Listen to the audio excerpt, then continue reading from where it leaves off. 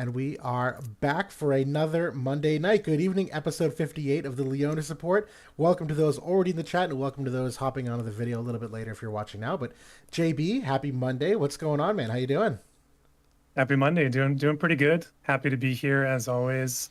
Had a pretty busy weekend. Was camping out in the woods for a couple days, so enjoying some nature. And yeah, thankfully work wasn't too bad today, so kind of had a nice easy day to kind of ease into the week here. How about you? It was good. Hey, do you get service out there when you're camping? How were you playing wotv at all, or were you like phones gone? The thing, I mean, the place that I went to did have just a small shimmer of service, so I was able to kind of get in there and do my attacks a little bit. Nice, I like it. Oh yeah, Not much else though. no, that's okay. That I hope you weren't on your phone outside the whole time. Hmm.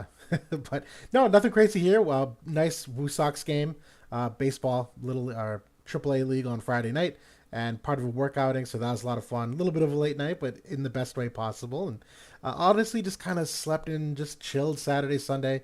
I got a lot going on. I'm going to the Cape this weekend, and Father's Day coming up, and a whole bunch of stuff. So plans are gonna roll in here real quick in the summer.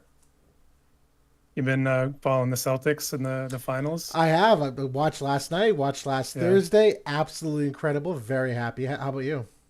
Yeah, I was watching last night. They've been really fun to watch. So they're up 2-0, 2-0. So, I think that's going to be tough for the Mavericks to overcome. But Donka has been lights out, especially Incredible. last night. Yeah.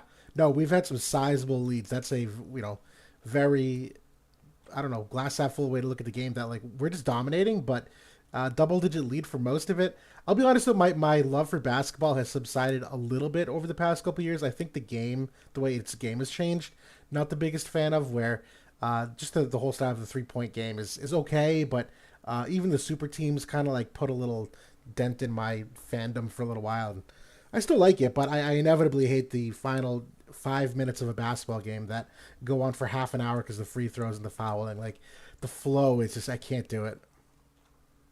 I hear you. I definitely was used to be a bigger fan back in the day, but I mean, you got to root for the Celtics when they're in there. So I've definitely been watching. Absolutely, absolutely. But we will kick things off here with War of the Visions, where we have a bunch of stuff to go over. Quick lineup check. We have the Sephiroth Vision card coming in. We did look at this a couple weeks ago, but we'll revisit it now. Now that we have a little more foresight, a little more knowledge about Sephiroth firsthand, we have three different MA2s that are coming in here. A Limit Break upgrade, some Trials of Reckoning as well, which we have a new, very good item in my opinion that you will want to farm for it. We do have some news updates to react to with Gumi, where they did announce a layoff at their company. We'll talk through what we know and kind of our thoughts and predictions, and a JP newsletter that just came out on the JP side that talked about their plans for the game as well. And then Final Fantasy VIII collab got announced. We will look at Seifer, Seifer, I call him Seifer. It could be either. I really should brush up on the pronunciation. I usually say Seifer, but yeah, I don't know what's actually canon. Yeah. And then we got Squall Renault Irvine upgrades, and then a Q&A to polish things off. And so we'll kick things off with the Sephiroth Vision card here, which, again, we did know about for some time. It is a katana-oriented Vision card that does also connect the Spear and the Staff Devout classes once again. They were really nice and threw Bow in there as well, just because God knows Bow needs all the love it could possibly get. Um, I remember when we first looked at this, the 24% unit res did stick out as, among one of the higher ones you can get. The 12 defense was a little bit of a head scratcher. There's not as many defense imperils in the game as of late. Even that as a tool, there's only a couple tanks that really enable the defense play, but still, I think it's one of those things that adds up over time the more you really kind of put the pieces together. The Human Killer is certainly a nice little thing to throw in there. We've seen that time and time again being a valuable extra modifier in these rainbow teams. But I'll pause for the moment. Anything come to mind for you right now in weeks later seeing this? So, like in terms of the defense, I think that when you're looking at the Katana team, when you're looking at the Pierce team, there are definitely several units in there that would really like that. Dario, for one, can get pretty high defense. Usually, when I'm using him, he's like around 50 defense. Yep. Add another 12 in there. You look at Volke, he's way up there. Like you can get him up into like 70, 80. He's got a buff for it. Add another 12 in there. Same thing like for Kadaj that was kind of one of the points in his corner was that, his defense is maybe like around 40, 50 in a build. It's approaching that at least. So when you are able to combine that with the debuffs to deep defense penetration, I think it can still have a use in the game after all these years. So, I think it's kind of a niche strategy, but it's you can work with it. The other stuff, pretty good. Unit resist, highest that you can get in the game, 24%, super nice. And then the human killer, always valuable. So definitely like a great card. It's a team enabler. And Sephiroth, I think we've been looking for places to put him into the meta, since he came in. And I think this is going to start to open up some more teams for him. I would agree totally. I know one of the things I found too as of late trying to make these spear and katana teams, the other two cards that came out for them, one was the Volke card that had the light res on and the AoE res. The other one was when Dario came out, his had like agility and acquired AP. Those are actually stellar vision cards, but they're both magic oriented from their primary stat. And I know when I try to make some of these teams, it's actually getting kind of difficult sometimes to put these cards in here and like artificially nerf the stats. So the fact that like you have like another physical oriented one, I like that to kind of just bolster the physical nature of some of these teams. I know the apples to apples comparison for me was just looking at regular old Odin, the 20 unit res card, to say, is this really a significant upgrade than putting Odin in your party? And that's kind of where, to me, I say for most people, like, you might be able to pass on this because I don't know if this is a significant upgrade over Odin. It definitely is. You talk about the 25 modifier, the 12 defense, the extra 4% unit res, objectively speaking, absolutely better. But for those that are like really like starving after this collaboration viz-wise, is it a massive loss if this is the third one that you end up skipping from a hollow perspective? Probably not the end of the world, but it certainly does still tie together a lot of classes that I know if you play with these units, this is going to be a best in slot vision card for quite some time, I would imagine. I absolutely agree with that take. I think that part of that equation is the hollow effect being the quest mode. Yes. You're not getting any PvP benefit from like the duel or guild war mode where, sometimes those are actually tangible where you can actually put them into a build and, get that extra 10 AoE resist or whatever it ends up being. But I was going to shout out the Devout group being on here and that being like a prime kind of mixer for Katana and Sephiroth. And Luciel, obviously, Yes. she's kind of designed to be part of that. So, you can throw this card on, if that's a unit that you were looking forward to and kind of mixing with Sephiroth, I think I would grab this card. Outside of that, I do agree with your take, though, because to be honest, you could throw Odin on a magic damage dealer or a tank and not have that much of a drop off. If you were able to replace that human killer elsewhere in the build.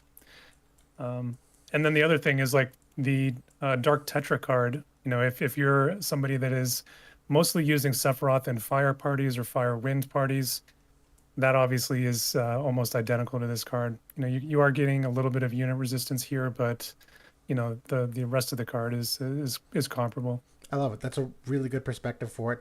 Unfortunately, I'm just at that point with these limited vision cards that I've seen too many of them end up being really important down the line that I'm pulling for it personally. I don't think you're missing out if you don't, but we've learned some hard lessons.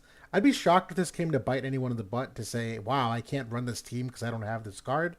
But you'd be surprised. Sometimes that's a difference maker, is that 25 human killer and the extra stats on here. My take is that's going to be the bow team, whenever that comes to be, which they have been, I've said it a couple of times. They've been slowly building that up over the last 6 months where it's starting to become competitive or at least, close to competitive with the cards that it has access to.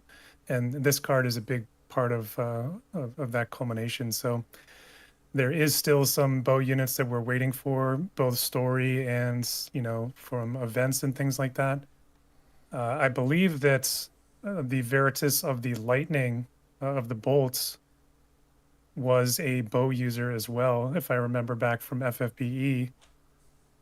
I don't remember Maybe it. somebody in the chat can remember. Was Bolt Lord a bow user as their primary weapon? I know Fistless was a gun. Would they separate gun from bow in the Veritas class, you think? Wasn't Fistless a Well, Veritas? Am I No, misremembering that? Veritas of the Light was a gun user. Oh, okay. Thank you. Yep, yep, yep. Yeah, and then I think the Dark Lord should be technically. I mean, they could make him a knight, but probably get a dark greatsword. Okay, fair enough. But we'll see. Yeah. But I real quickly shouting out to Nandakore who asked, is Sephiroth the must pull? If you're talking about the unit, I think that's absolutely a yes. I think we've come to that point that we've got enough testing and analysis behind it. So quick to answer that chat. And it looks like Thunder Mage is confirming that Bolt Veritas was Magic Bow. So very much Yeah. seems to be the case. That would be really cool if that lined up like that. So I mean, if that's going to be the next bow user, and we still know like Rosaluna is out there, we've got Mama Wizette, we've got Young Curry, Yeah. there's other units that they could pepper in to potentially make a cool bow team.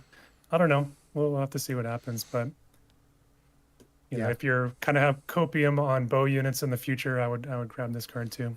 It'll take a lot of copium because we've boy have we had some hope stashed on using missile units time and time again. So that's Yeah. quite the prayer you got going on. But we will keep moving things along here because we'll look at some of the character MA2s that are coming in, and it's been a couple weeks since we've had MA2s. It's been a little while, and we talked about certain characters needing these because these really do keep them competitive with at least some of the newer units. Maybe the fourth anniversary, not exactly the same, but we'll look to see if these units buck any trends. So we'll kick things off with Raph here, who's getting an extra 15% HP.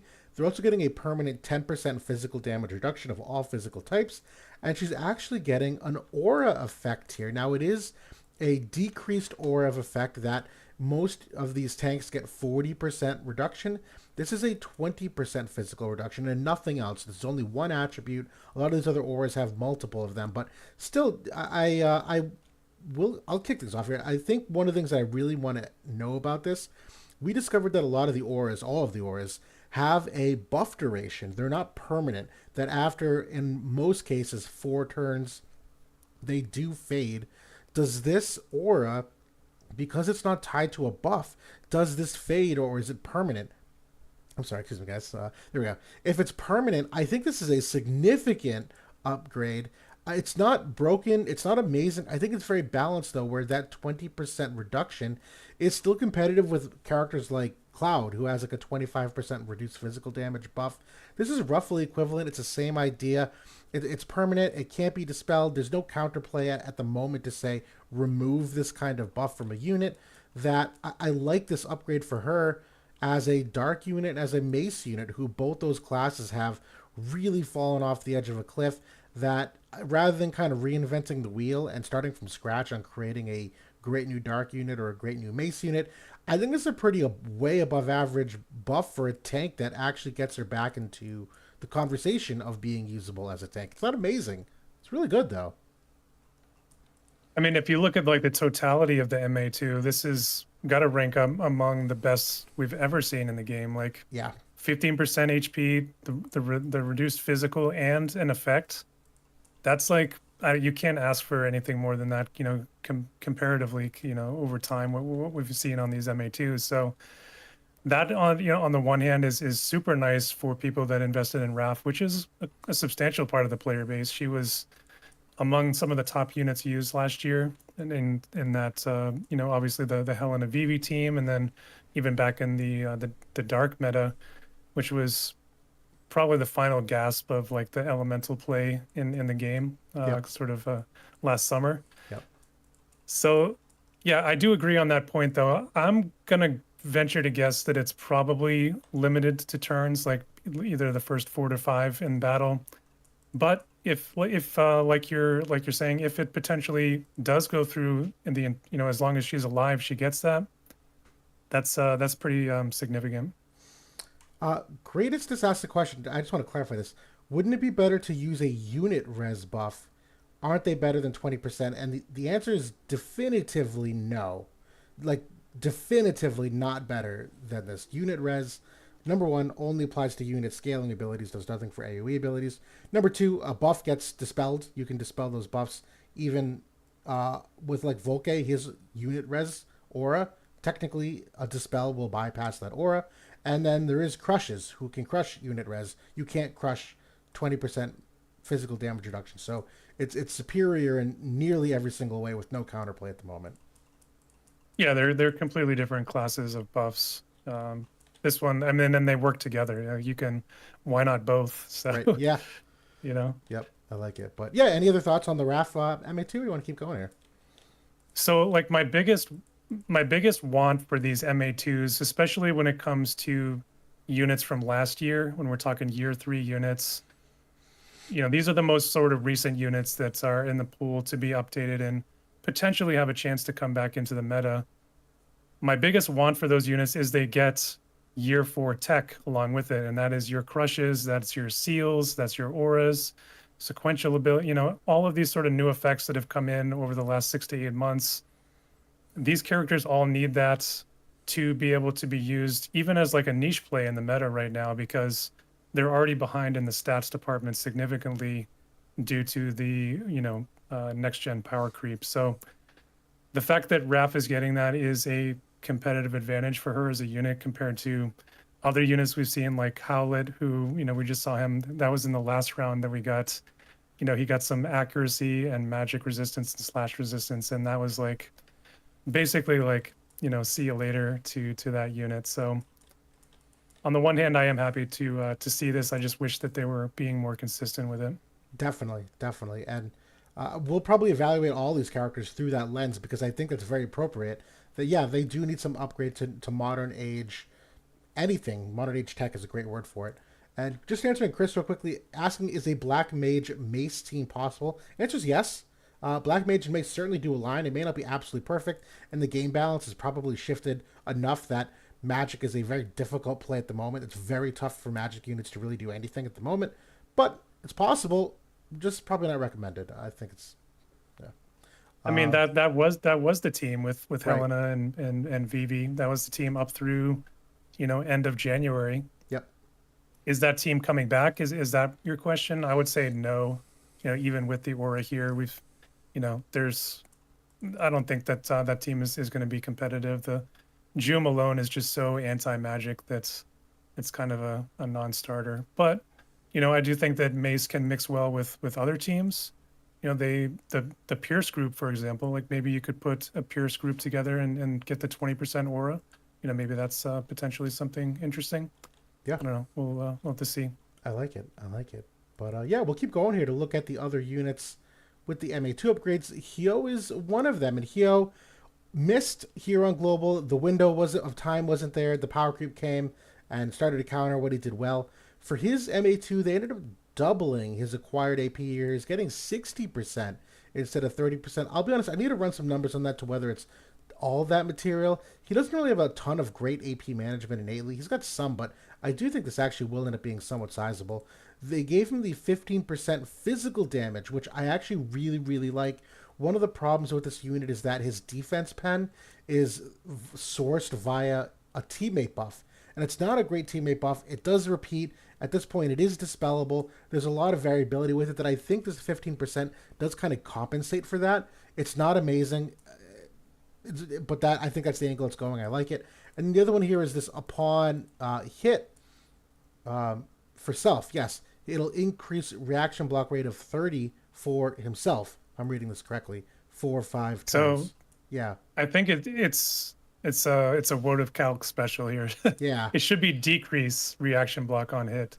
So I think it's a Oh, it's a reaction block in peril that he has so reduce anybody's reaction by 30%, which is actually good for him because he does have that healing counter that he has. That's pretty nice. very nice. This is something. This is a main part of his survivability. That Yeah. very good call out. If that's what it is, and it's a reaction block in peril, I don't think we've seen any of those, to be honest.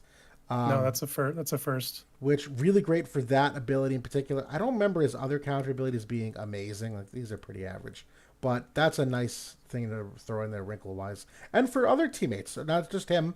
That applies to anyone attacking. So, this one, it's not bad. It's not bad. I don't think it's enough to make Hyoh do anything.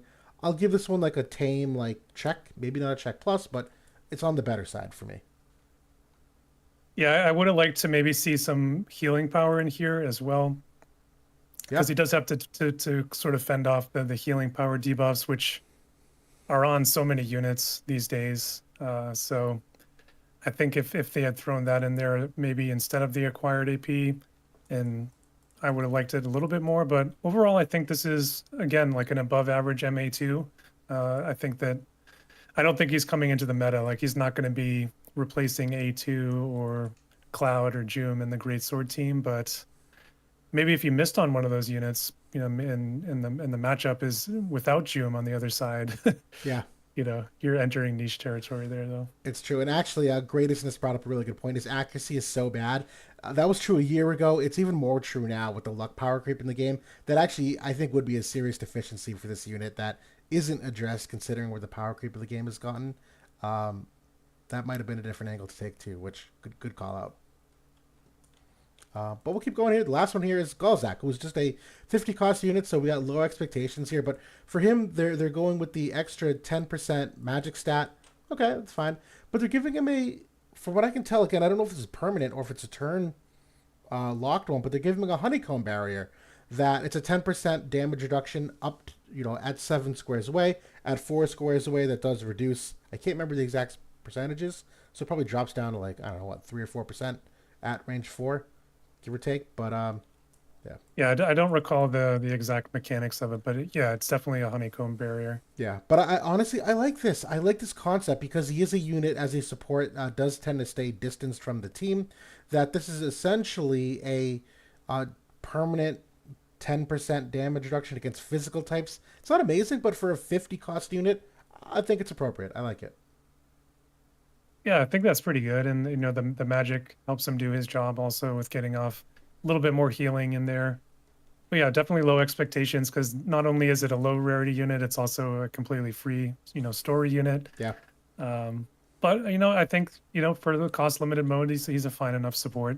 You can definitely get him in there if you're trying to shave cost. Yep, absolutely so. And that's it for the MA2s. We do have a limit break upgrade here for Sadali. And kind of the same concept. We do look for new age tech in these units, particularly because we've gotten to a point where I think you could say that there's like a limit break power creep in the game, where Gumi really has done a much more emphatic job on making limit breaks like fight changing, not just a form of like, oh, here's some spear penetration, like, what it used to be. And so I know that's definitely the lens. We'll continue to look for these. For him, he gets a 50% unit crush. Now, this is a unit scaling ability, so it does only affect that one single unit. It is also getting a 50% damage absorb, which, honestly, I do kind of like that aspect to it. He's always been notorious for the charm. And then it's also going for an increase of debuff resistance to 100 for him, so you will not be able to reduce anything on him, which is pretty substantial and kind of crazy because I think you said the debuff res cap might be 80%. I wonder if this still caps him at 80, where maybe like, I don't know. I would imagine it still caps at 80. This is probably to prevent, well, spoiler, is Seifer coming in here with the debuff weakening down? Well, I think it's the debuff weakening that caps at 80%, but debuff resistance you can definitely get to 100%. Oh, you're right. I'm sorry. This is not debuff weakening. Thank you. This is the coin flip. This is just whether it procs or not. So this is arguably stronger, to be honest. That you will not be debuffed by anything. Yeah. It's inarguable that it's better. Yeah.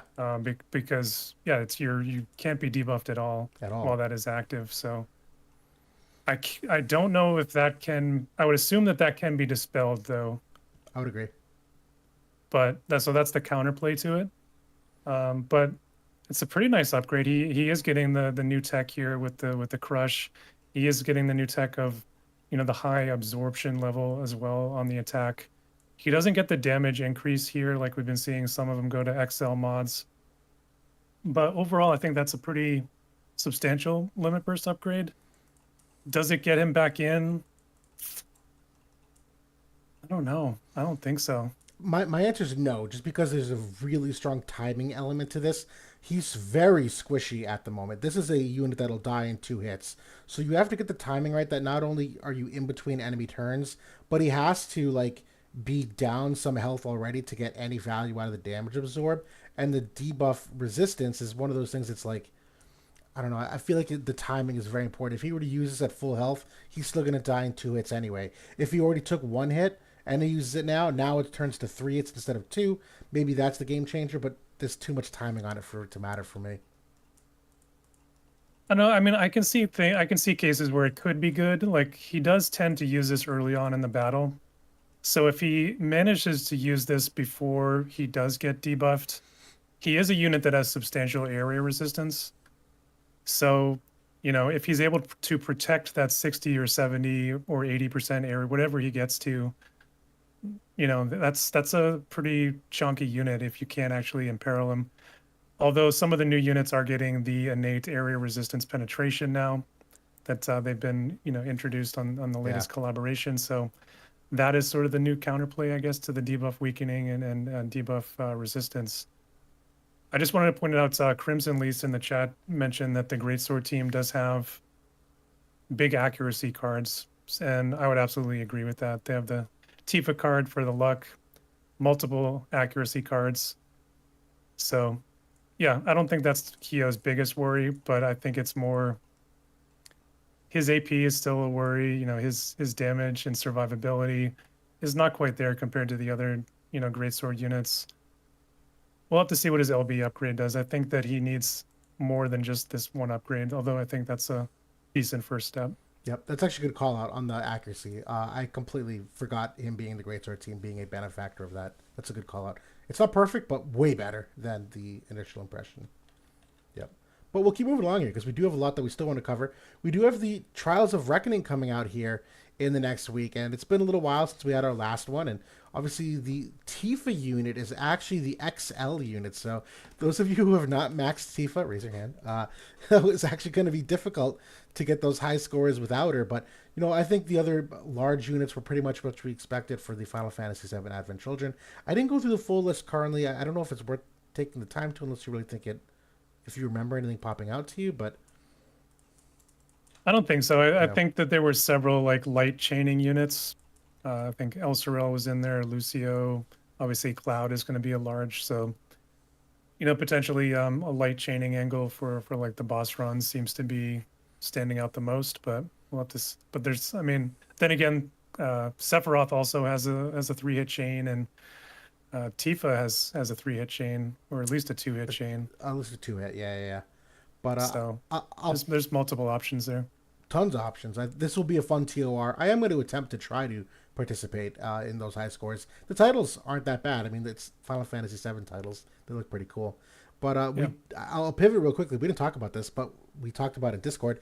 They released Idea as the TOR final enemy, and they made her a light unit, which I'll be honest, I don't think if they actually were to release her a year later, she would still be a light unit. I think this is purely for Seifer, who's a dark unit. Oh no, I'm sorry, I completely walked that back. JP, that wasn't true at all. So maybe I have no idea why they made her a light unit. It's very interesting. Wait, so we're jumping ahead to the 8 TOR? We're talking 7 TOR now. Thank you, thank you. I'm sorry, we're getting news mixed up because we got both 7 and 8. I apologize. We got like we've got multiple TORs going on at once. Yes, we'll talk about that later. We'll instead rein it in here. We'll talk about the cell phone, which is the Final Fantasy VII item. I've been very much looking forward to this. This is, I think, a best in slot item for many of them. Again, Wotv Stouts, Wotv Calc has not properly aligned these effects. We'll go through them individually, but this 10% physical damage up and chain res of 30. This is for both Sephiroth and Kadaj. The next one here, the human killer and accuracy, is for Tifa. This next one here, the reduced physical damage, AoE wide res of 15 and reaction of 40, is for Cloud. And then everyone gets acquired AP 30% and unit res of 20, unit res of 10, even if you're not a Final Fantasy VII unit. So this is a universal one, kind of like the Tetra cards from Final Fantasy IX. I actually think it's pretty good. Again, as a general item, because of that, getting that extra unit res for everyone. But I'll pause. Have you looked at this item for some of the 7 units already? I think that it's exceptional, especially for Cloud. I think that he, like, if you look at both of those effects, really, really nice and synergize nicely with what he has base in his kit. He can approach, 100% reaction block or probably easily get there, like in most builds with the cards that Greatsword has. And then, another 15 wide, on top of the 25 he has base with an army plate, so that's puts him at like 55 or 60, Yeah. 55 with the army plate. So yeah, that's really, really, really nice. And that's undispellable wide resistance too, because that's all passive. It's For exceptional. Seth and Kadaj, like, okay, it's pretty good. Like it's gonna be better or at least comparable to the Genji glove, but you're getting some additional stats here. The chain resistance is pretty cool too, because they have cards for that. They have some innately. Um, Tifa, it's fine. You got some accuracy here. That's kind of her thing. But yeah, overall, really, really nice. I'm gonna try to get at least two of these. Yeah, me too. Yeah, Cloud is definitively the best, and I would agree. Kadash and Sephiroth, I still think this is a candidate for best in slot for them because you really consider like what else would you use? The Genji glove is a candidate, and I think this is objectively better than that. The other thing is really just like survival vest and Alex ring. I think there's really not a ton of other items that I think are stellar for Kadaj and Sephiroth. Um, they're competitive, but I think this having the unit res, is survival vest really all that much better with the 5 extra unit res? Probably not. It might be close, but the fact that you get the extra damage and the chain res, I think compensate for it. This is an Oh excellent yeah. 2R item, though. Yeah. Yeah, so Chris Metz in the chat was asking, is this as useful as the pod for a light team Cloud? For Cloud, like we were saying, I think this is, pretty much put this on and don't take it off. I would agree. Um, Actually, I was just saying there, I was just talking about the army plate stacking with this, and that's incorrect. This would not stack with army plate. Oh, you're right. That's correct. They're the same effect. Yep. Good call Yeah. out. Good call out. So it's still going to be the 40%, but you are getting some additional things here that the army plate would not give you. So Gotcha.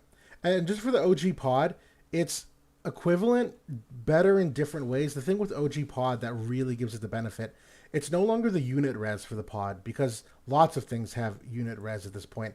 The pod to me still has two niches. Number one is the agility that comes on it. This has none of the agility. So from like a turn order perspective, that's a good thing.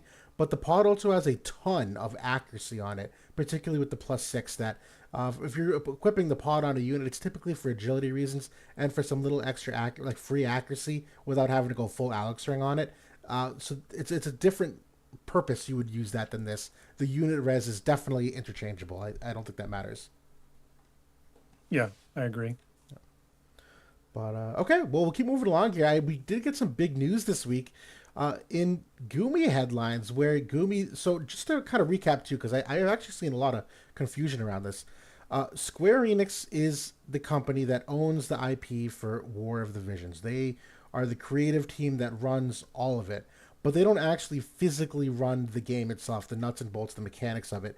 Gumi is a separate entity in Japan that is a video game company, and Square works with them and essentially has a contract with them to run this game with the engine, with the mechanics. Gumi's really the one that like tinkers and actually updates the game itself. Square's just the one like kind of one that observes it and has the final say and the big decision making. So they work in tandem with each other. And so Gumi had a recent announcement that they're laying off 80 employees. They saw a rather large loss in Q4. And so a lot of people obviously saw this and immediately started thinking about like what this means for War of the Visions. I'll pause there if there's any other context you want to give so far before we kind of crack into it. But anything else you want to say just to kind of top it off? No, I think that sums it up pretty nicely. Cool. So this one, it's easy to play Chicken Little, and everyone loves to meme and joke about end of series for War of the Visions. We've publicly stated that I don't see it in sight. Is it possible? Anything's possible. I don't think the game is there yet personally. I think all the cost cutting things we've seen are simply that. They're cost cutting, they're streamlining. It's there to help the game go the distance, not to kill the game sooner. I think those are things that are done because the game does have promise that they're actually making proactive things to keep it more profitable. And so that's a Square issue, the profitability that we were just talking about. Gumi, on the other hand, because they run many games, not just War of the Visions, we did have this little summary. We're not going to go through each of these bullets independently, but certainly you could read them and pause and whatever. But the big crux of this is that Gumi runs many titles. Some of them are original IPs, original games, original creations of their own. And one of them in the last Q4, Estada, I can't remember the full name of it, but Estada did exceptionally poorly and had an enormous couple billion yen loss that they just decided we really can't take the risks on the IP. It's not worth the investment of our manpower. So we're going to pivot and work on things that are already well established, which includes Final Fantasy. I don't know if necessarily War of the Vision specifically counts as like a existing IP. I would imagine it does at this point. It's been around long enough that it's an existing concept by Square.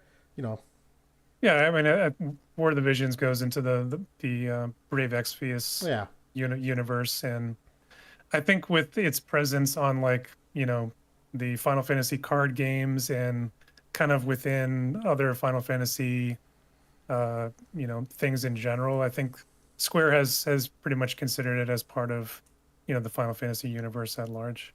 yeah, and so because of that, this is not really something that should affect us. If anything, I think it's actually more promising.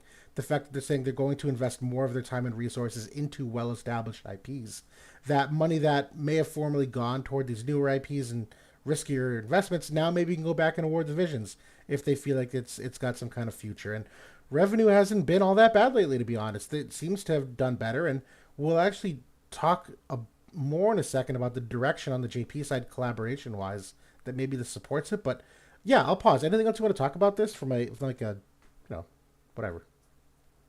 I think you summed it up nicely. I think that they have, like you said, several internal IPs that that they run, and I 100% agree that it could potentially be good for War of the Visions and potentially FFBE, because if they see promising signs from the games in terms of revenue, income, etc., they may invest more devs into it and say, hey, we need to save these instead of just turn the wheel essentially and let them die off a natural death.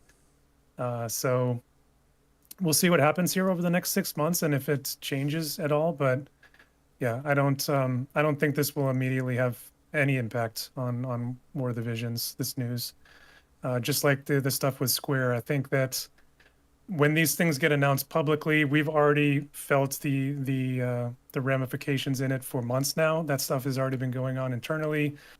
Gumi and Square, because of their poor performance, have already made those changes and have been making them for months now. And it's just now that they've had to publicly announce some of these things. Yep, really good call out there.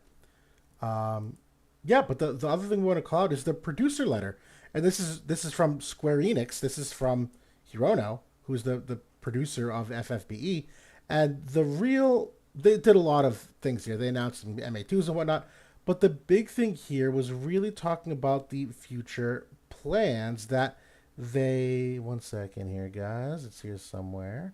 I passed it. I think it's the very beginning. Oh, here we go. Yep. And I'm sorry, this is Google Translate, so this is not perfectly translated. But the real big takeaway is this sentence: we plan to actively hold more collaborations in the future. And this was, I think they specified both Final Fantasy and non-Final Fantasy, which if that's the case, I actually would be very surprised. Those obviously take more work to do. So I'm not holding out for that part of the promise. But for collaborations of Final Fantasy, I love that personally. We were just joking earlier. I think at this point of the game, a lot of these Final Fantasy collabs, you think of how many numbered titles there are. They've done what, maybe 8 different titles, 10 different Final Fantasy titles. If they do one every quarter, that means you get a rerun of, or you get a new collab, once every 2 years, or it's just so spread out. I would love for them to maybe focus more on frequency of some of these collabs, doing more things like the Pixel remaster, where they kind of rebrought everything at once. You don't need to have a bunch of upgrades, but maybe you bring the banners back in, reactivate bingo boards. A lot of these units are power crept enough that I don't think it really hurts them in any capacity. If anything, I think it helps them because you get all these Final Fantasy fanboys flocking in here, being like, man, like I really like this Final Fantasy unit. I just want to pull them. And so even if they're not meta, even if they're not great, I think that's still money for Gumi. And I do like that aspect of if they're going to, like Gumi just said, if they're going to focus on well-established IPs, if Final Fantasy VII Advent Children is any like indication, the Final Fantasy IP is still a moneymaker. So I joked, I don't want a fourth version of Alaya. I don't want that, but I want a Laguna. I want like I want anyone from Final Fantasy. I want the 12. I want those units. So if that's the direction they go, I'm a fan. I mean, there's so many units that they haven't gotten to yet there's even Final Fantasy titles they haven't touched at all, like 12, they could even do 11, they could do 16, 15. Two. There's more units still to get from that game. So, there's like I said, tons of untapped potential there. At this point, we see what, like, really only around the anniversary times, and then like the month after we seem to get collabs, and then maybe they throw in like a rerun. So maybe like 5 a year at this point max. Yep. It would be nice to see them more on an ongoing basis, because like you said, that's the time that they can update some of these older units while they're still somewhat compelling. Like if they went back in, like they're doing with 8 here, like Squall is not an unsalvageable unit at this point. If they give him suitable upgrades, he could be a good unit again, or for the first time, depending on your perspective. And same thing like with Renoa and these other units too. So you could make the same argument for 9. You could make it for 5. These collabs aren't that old. If we get to them this year, they could be still used in the meta. So that is what I'm hopeful for. And I would love to see another Pixel remaster ensemble of Final Fantasy units come back. We get so much interest around those times from new players and people coming back just to pull those units. Hopefully, the management has finally realized that is kind of their biggest pull with the player base, to keep them engaged and coming back. So I'm happy for this news personally. Totally. And I know there's even stuff that we would encourage people to pull on those reruns. I know if Final Fantasy IV ran tomorrow, you and I would probably tell everyone to go pull Kane and max him to level 99, get that Kane TMR. It's one of those things that, like, really valuable piece that is just super limited, that newer players, which we do like that new player perspective, that if they are pulling for stuff, like, that's a pretty key equipment that still works really well. That's money for Gumi that that people wouldn't be spending otherwise. So, yeah. The vision cards too. I mean, yes. So many limited time vision cards that you can never get. So if they're going to be rerunning the collabs more often, that's good. You have a chance to get some of those that you may have missed. Excellent. That's even stronger than the TMR argument. That's good perspective there. But that is all we'll cover at the moment for some of those news updates. We will segue briefly, or not briefly, probably for the rest of the podcast, into Final Fantasy VIII, where we got news releases of Seifer, and we will not get any updates on him till at least Friday on wotv Calc. Bismarck did give an announcement on his channel that he's going through some real life things moving, that the site management is going to be on pause for just a week, let's say. And so we're not going to get the stats. We're not going to get the full breakdown of abilities and whatnot. But KT7up, big shout out, did have a little summary put together, as did other content creators. And so we roughly know a fair amount about Sephiroth. I'm sorry, about Seifer. God, I'm probably going to mix it up a bunch. But they've made him a sword warrior unit. He is a dark unit, 100 cost. He does have the High Dragoon and Nightblade subjobs. I won't go through all these bullets. It's a lot to read, but I'll just kind of highlight some things that stick out to me that I know probably do for you too. One of them is probably most noteworthy is his ability 2 here. This is a calculated rend shape that's just chock full of abilities. It's remove, re-raise, physical barrier break. It's an AoE crush on it, large damage, meaning a 200% modifier, and then healing power down. That's an exceptional amount of stuff packed in a 1 that he also has on hit. This is under the group effects here. A debuff weakening reduction on hit. And so right now, debuff weakening is obviously on the rise. We still think it's a very powerful tool in the game that, it decreases all kinds of negative effects that you might incur.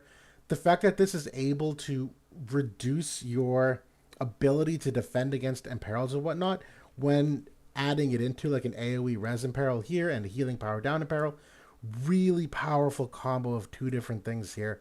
I'll pause because there's obviously a bunch else here to go over, but Well, anything else stick out to you here? Or, yeah. Yeah, we don't know or at least I don't know the numbers on the reduction in peril yet. I'm hoping it's not more than 30%. You can take, 80% debuff weakening to 50%.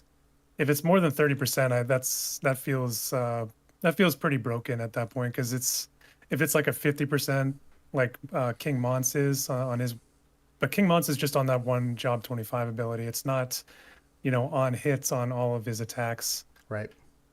And this reduction in peril, I'm assuming, is just like a debuff, so it's going to stick with you for against other people on your team too.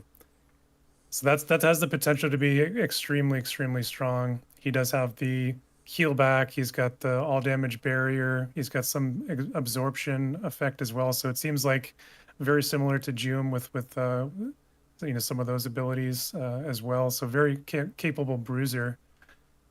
The warrior group, they don't have a ton of pieces, but they have a couple of pretty good ones with New Lucio and Bart's, both pretty strong units. So I could definitely see them coming back. Light and Dark do have that synergy with the Dark Bahamut card as well. That's good. So that's maybe potentially something to look at. Yep. I think that warrior works